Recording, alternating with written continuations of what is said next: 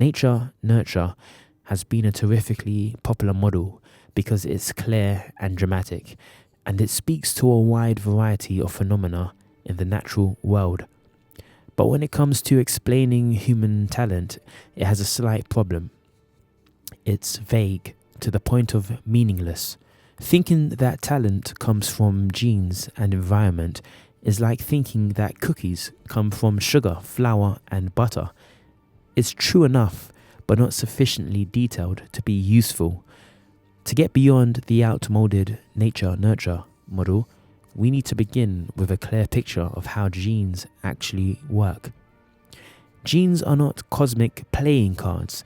They are evolutionary instruction books that build the immensely complicated machines that are us. They contain the blueprints, literally written in nucleotides, to construct our minds and bodies in the smallest detail. The task of design and construction is hugely complex, but essentially straightforward. The genes instruct the cells to make the eyelash like this, the toenail like that. When it comes to behavior, however, genes are forced to deal with a unique design challenge. Human beings move around through a big, varied world.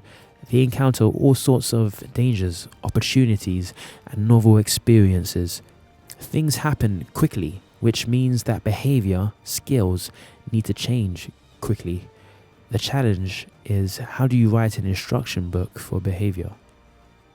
Alright, so that snippet was taken from a book called The Talent Code by Daniel Coyle. Amazing book. I'm getting through it right now. And the reason why I've narrated it to start off this diary entry is because it relates really well for more than one reason, for two main reasons. So, once again, challenge has been complete, and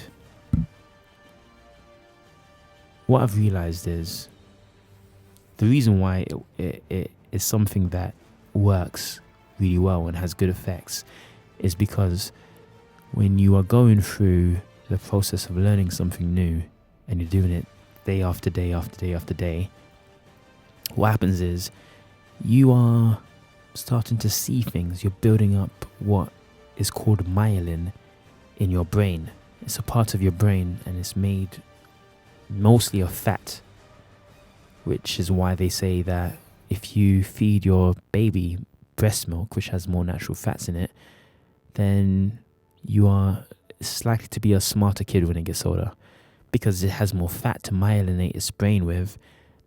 And the act of learning anything, learning any skill, is the act of myelinating your nerve fibers along that circuitry that's involved in that skill.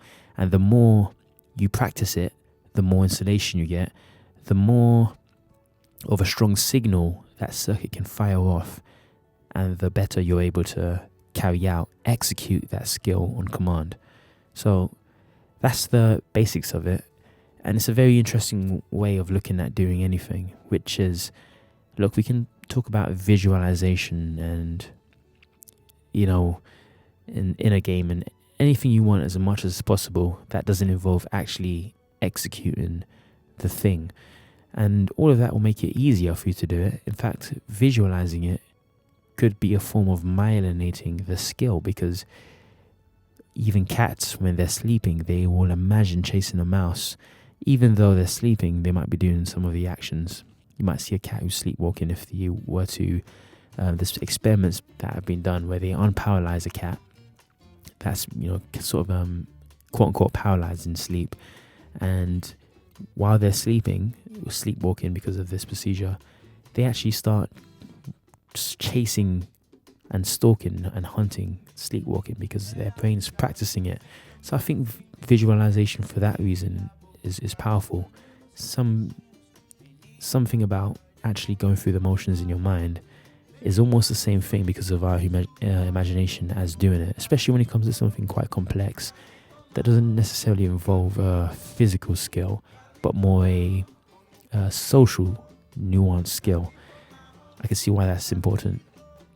But if you're visualizing and executing every day, at anything, you can't help but start to see things. You can't help but to start to get more competency. It's a very, very interesting book. Please, I'd highly recommend it if anyone's actually listening to this podcast, which I'm not sure if anyone is, but it's leverage, so I'm going to keep posting it. And I think that's really my episode done for the day. I'm still mean. I'll be honest, I'm about to do a workout right now, which is yoga and Pilates before I go to bed, so I can write off the only last thing on my list, which is yoga and Pilates and 20 minutes of meditation. So I think it's day 9 now, and I'm still mean, still clean, still a mean machine, feeling good. And I actually will add the last reason why I posted that intro to the book is because I'm cognizant that one of the things that is a weakness that I'm working on is my pronunciation. And what's one of the best ways to improve any skill?